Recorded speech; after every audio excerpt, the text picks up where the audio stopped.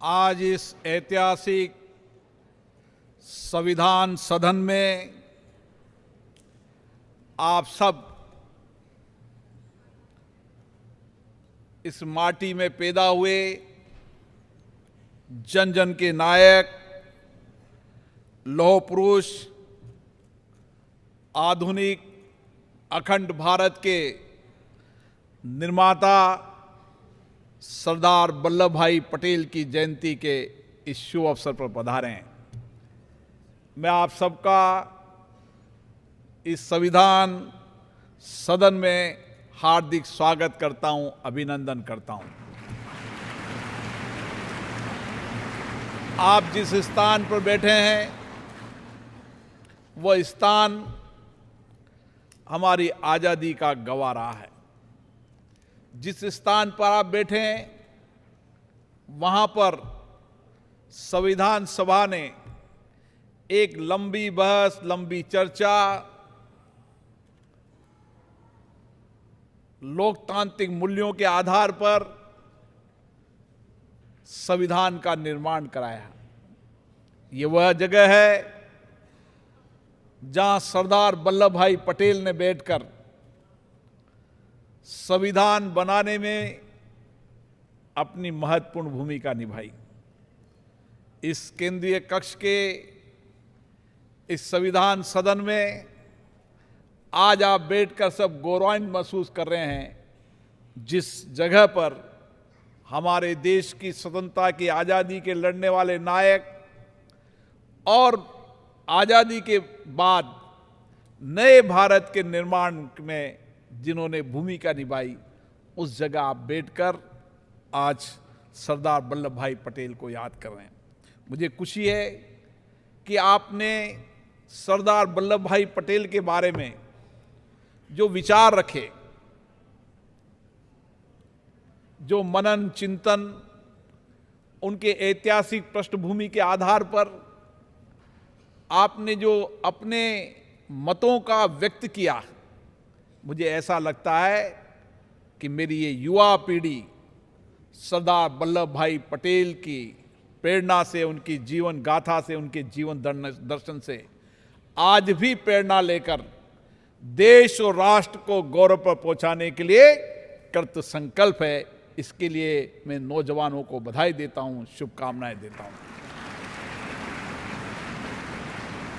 सरदार वल्लभ भाई का पटेल का व्यक्तित्व, उनकी दृढ़ता, उनकी संकल्प शक्ति, उनकी विजन एक ऐसा था जिन्होंने आज़ादी के बाद एक ऐसे भारत का निर्माण कराया जो विविधताओं से भरा हुआ है, जहां अलग अलग भाषा, अलग अलग संस्कृति, लेकिन वह कृत संकल्प थे, दृढ़ संकल्प थे कि हमें अखंड भारत बनाना है, मजबूत भारत बनाना है।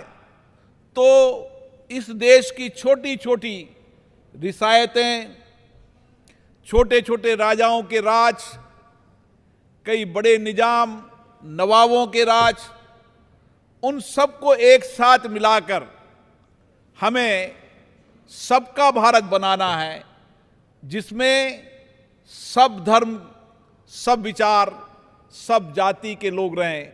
और इसीलिए उन्होंने भारत के अंदर विलय करने के लिए जिस दृढ़ता के साथ, जहां दृढ़ता की आवश्यकता है वहां दृढ़ता की, जहां विनम्रता की आवश्यकता, विनम्रता का उपयोग किया, और जहां कठोर निर्णय लेने की आवश्यकता पड़ी वहां कठोर निर्णय भी लिए। और इसीलिए इतने बड़े देश को एक साथ विलय करना, जहां छोटी छोटे राजाओं के राज हो, नवाबों के राज हो, उनको विलय करना कितना कठिन होगा।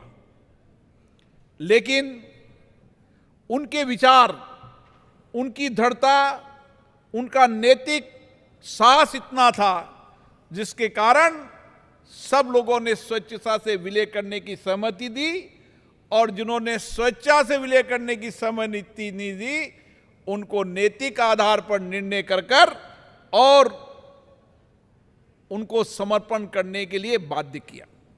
और इसीलिए एक स्पष्ट सोच, स्पष्ट विजन से हम कैसे देश को बदल सकते हैं, हम किस तरीके से आत्मविश्वास से, दृढ़ता के साथ किस तरीके से अपने जीवन में भी और देश के जीवन में बदलाव ला सकते हैं।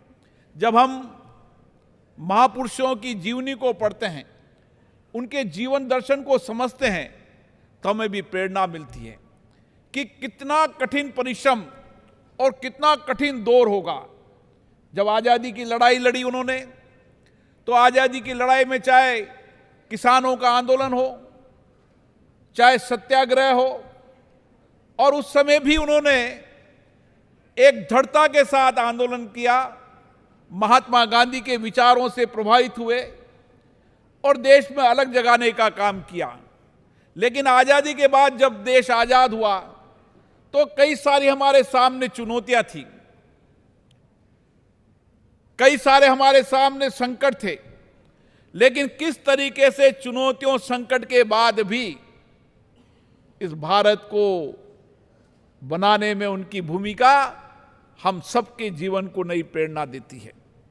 और इसीलिए हमेशा जीवन के अंदर अत्याचार के खिलाफ आवाज उठाने का साहस होना चाहिए, हर कठिनाइयां, चुनौतियों से लड़ने का आत्मविश्वास होना चाहिए।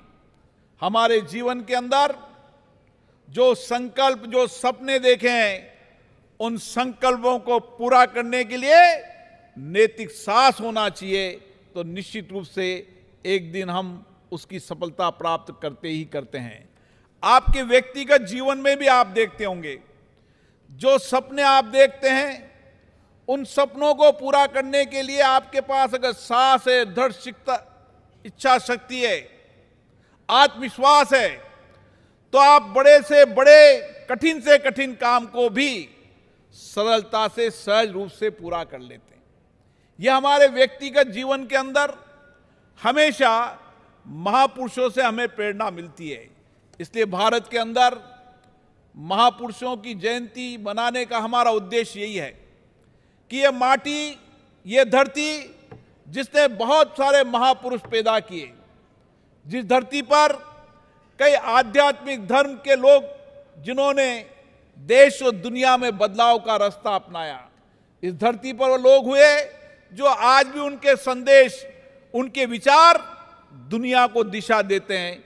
इसलिए हम सब इस धरती को नमन करते हैं। हम सबका सौभाग्य है कि हम भारत की धरती पर पैदा हुए हैं। इसलिए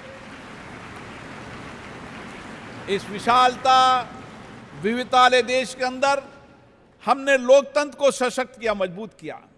जब देश आजाद हुआ था तो लोगों ने कहा था, इतना बड़ा देश, इतनी सारी विविधताएं, इतने धर्म को मानने वाले लोग, कैसे भारत में लोकतंत्र चलेगा? लेकिन लोकतंत्र हमारे जीवन का हिस्सा रहा है।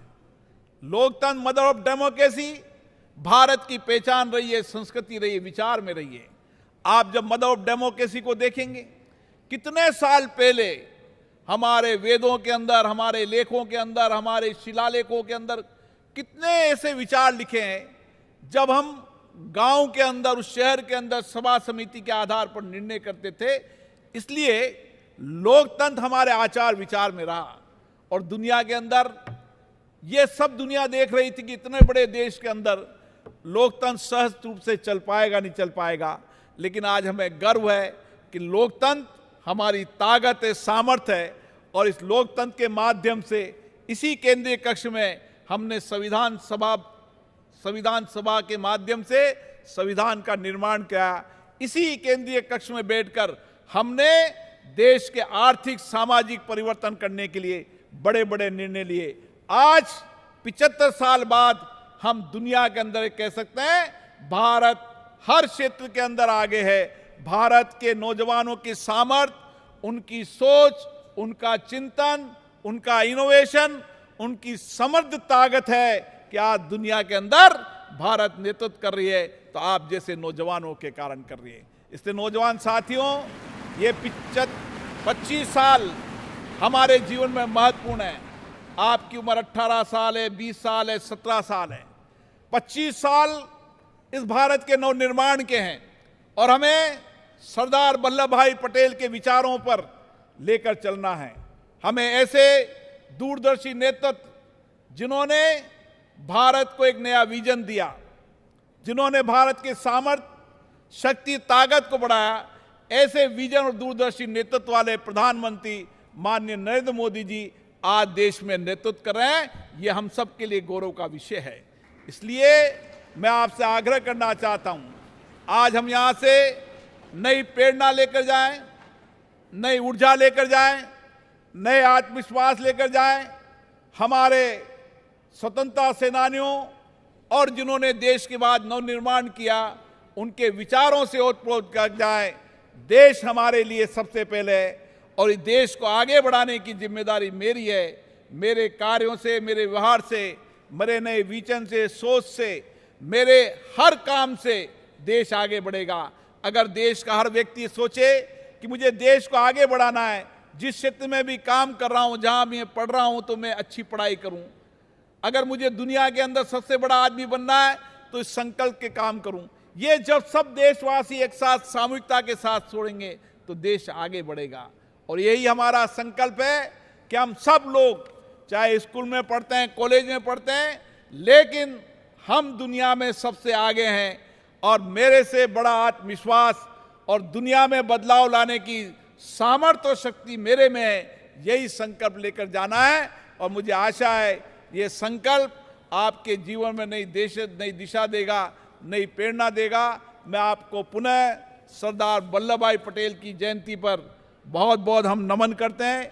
उनके जीवन आदर्शों की किताबें यहाँ पढ़ी है, अपने जीवन में उन किताबों को पढ़ें और जितनी उनकी किताब और जीवन दर्शन को समझेंगे, आपको उतनी संघर्ष करने की ताकत, ऊर्जा आपके अंदर होगी और उस ऊर्जा, ताकत से, उस सामर्थ्य से आप नए भारत का निर्माण कर पाएंगे। आप सभी को बहुत बहुत धन्यवाद। अब मैं सभी नौजवान साथियों से कहना चाहता हूं कि हम राष्ट्रीय एकता दिवस की शपथ लेंगे। सब खड़े हो जाएं, अपना हाथ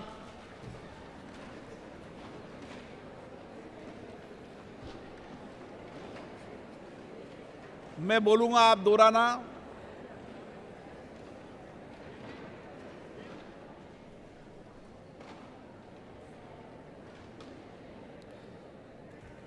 मैं सत्यनिष्ठा से शपथ लेता हूं कि